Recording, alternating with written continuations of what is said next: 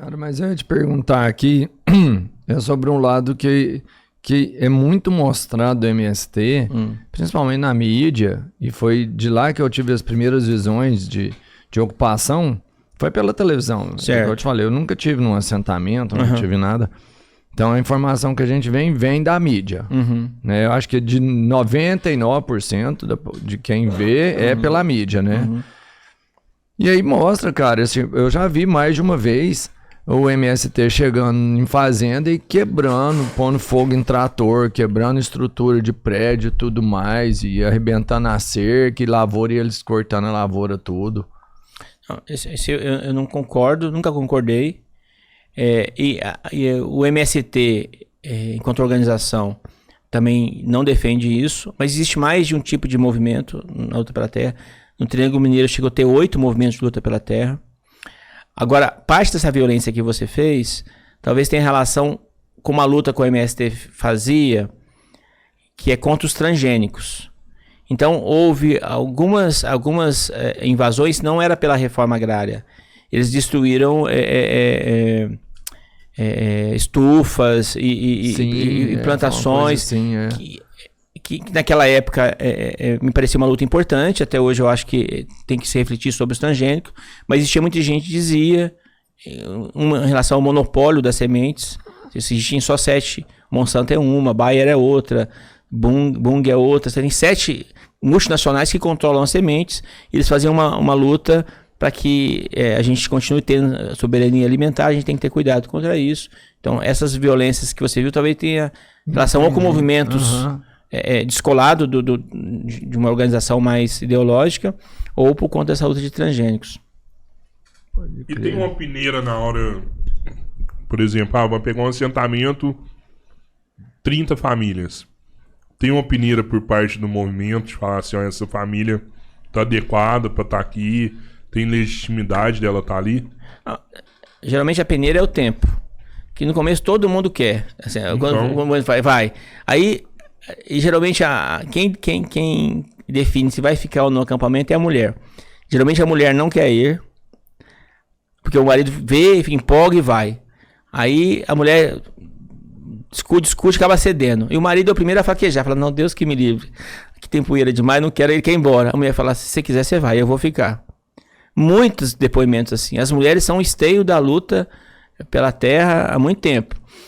E aí, quando conquista aquela área, você tem critérios de tempo de luta, de capacidade de trabalhar no coletivo, de gente que ajudou nas cozinhas comunitárias desses acampamentos, que já tem experiência com produção na roça, e o INCRA seleciona a partir da indicação dos movimentos. O movimento fala quem está mais capacitado. Isso, e o INCRA confere isso. Agora, é importante, quando a gente fala de terra, lembrar que a questão da terra no Brasil, eu penso que em Araguari também deve ter elementos parecidos, não é só quem luta por moradia e quem luta por reforma agrária. 50% dos imóveis urbanos do Brasil são irregulares. Eita! Em Uberlândia, por exemplo, 25% da cidade são áreas que ou não tem documento, ou não tem energia, ou não tem água, ou não tem esgoto. Ou não tem tudo isso junto. 25% de Uberlândia é mais de 100 mil pessoas, 135 mil pessoas. Então é só Uberlândia, não. Tem cidades inteiras em Minas Gerais que não tem documento. Contagem, 70% de Contagem não tem documento. Tem energia, tem água, tem esgoto. Então, pode continuar. Então eu só quero te apresentar informações que são pouco discutidas, mas que elas devem ser objeto de políticas do governo federal, e é o que eu venho fazendo há pelo menos 10 anos também. Nós não lutamos só para que tenha novas políticas como Minha Casa Minha Vida, políticas habitacionais ou de reforma agrária. Você tem milhares de pessoas, milhões de pessoas, que já estão no lugar ali estabilizado por 10, 15, 20 anos, seja em área pública ou em área rural. Existem leis, que a gente trabalha mais é da REURB, da Regularização Fundiária Urbana, que trazem instrumento para que a prefeitura, se quiser, inclusive o município de Araguari, que tem vários chacreamentos irregulares em Araguari, muitos, gente que tem 5 mil metros, 2 mil metros, não tem esse documento. Se o município quiser, ele pode facilitar a regularização desses lugares, estabelecendo critérios de documentação e... Mano, o Zema recentemente estava aqui e ele começou a dar matrícula para Olha tanto bem. de gente que não tinha documentação do imóvel, né, do terreno, e aí o governo começou a dar a matrícula para esse pessoal. Você acha que, por exemplo, lá em Uberlândia, você como vereador, não tem que ser uma das principais, senão a principal proposta do legislativo lá e virar e falar assim, ó, a gente vai fazer uma análise aqui, todo mundo que tiver num terreno aqui, a partir de agora ele vai ter a escritura dele, porque você vai tirar essa pessoa de lá? Eu não acho que é o certo. Esse cara já tá lá há 20, 10 anos, até por uso campeão, ele já, teoricamente, ele já teria direito, né? Vamos pensar que sim, não vamos entender todos os casos, mas já é um caminho. Mas o cara já tá lá, já construiu, já deu função, já tem investimento. A posse foi mansa e pacífica. Por que vai tirar esse cara agora? Não, vamos regularizar isso, porque vai dar a estrutura que precisa, vai mensurar o entendimento. Ah, precisa de um posto de saúde, olha quanta habitação já tem lá. Então, o Rodrigo e Robertinho, se eu conseguir conquistar vocês para a REURB, eu já vou estar feliz hoje. Tudo que eu falei eu acho importante.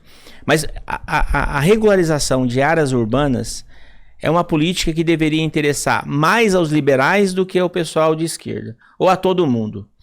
Eu tenho defendido, desde quando eu fui candidato a deputado estadual, nas minhas falas e com as conversas que eu fiz com o representante do governo federal, que ganhou e do que perdeu a estadual, que o Brasil precisa de pilares de desenvolvimento, de reconstrução. Os dados que eu apresento, 50%, são do governo federal ou ainda do outro governo. Então não estou inventando. Você tem muitas áreas para regularizar. Só de você entregar o documento, o meu escritório de advocacia, num lugar que já tem energia, tem água, tem esgoto, mas não tem documento. São 5.000 casas. Você vai permitir que cobre IPTU de forma mais fácil, o ITBI, você vai permitir que a pessoa às vezes faça um pequeno empréstimo para montar um comércio, você vai fazer a economia gerar só com o documento. E na região que eu estou, o povo, ele pagaria para ter o documento para o município. Pagaria de 5 a 10 mil reais, porque o imóvel sem documento vale 100 mil, com documento vale 300. Uma posse vale 150. Então nós defendemos que onde já tem infraestrutura, facilita a entrega de documento. Agora, você imagina, se o Lula falou nos primeiros governos, eu quero que meu povo almoce, jante, tome café da manhã e se alimente. Dentro dessa ideia, comer uma picanha. E comer uma picanha e cerveja. Ele pode falar o seguinte, no final do meu governo, nem que for meta, não vai ter uma rua sem asfalto, aí você não uma rua sem energia elétrica, sem água encanada e sem esgoto. Vamos pensar, enquanto liberal, quantos pedreiros, quanto de cimento, quanto de pedra vai precisar para fazer isso acontecer? A economia vai ser ótima. O pessoal tá apostando muito na construção civil nesses 4 anos agora. Foi a base do governo antigo dele, acho né? que vai melhorar bastante isso aí. Mas o que eu tô... Mas a REURB, ela tem um elemento diferente de construir casa. Quando você fazer casa, tem que fazer, tem que continuar. Você tem que fazer a casa, tem que comprar o terreno, você tem que fazer a infraestrutura. Nós temos um universo só para fazer infraestrutura. E você ainda pode mandar pro cara a boleta. Lá em Uberlândia tem umas 10 mil, 15 mil ocupações em área da prefeitura. Nós estamos propondo, enquanto movimento social, pagar 30 mil reais por lote. Não. Só numa região, parcelado em 20 anos. Só numa região lá do Morada Nova, um bairro lá, tem 2 mil. 30 mil vezes 2 mil dá 60 milhões de reais. Nós estamos propondo uma política pública que se autofinancia. Pô, e por que você já não faz essa proposta, então? Vou fazer. Complementada, não, com o seguinte, para reverter esse investimento do pagamento deles lá dentro do bairro deles mesmo, pô. Minha ideia, a minha proposta ainda é mais ampla. Eu quero que o prefeito crie uma secretaria,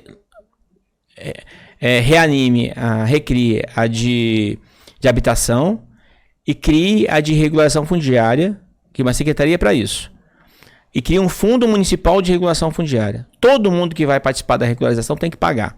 Tem muito rico que está com casa na beira da represa que não tem documento. Tem que legalizar também, não vai derrubar, mas cobra 20 mil, 50 mil. O cara vai ter um documento na beira da represa.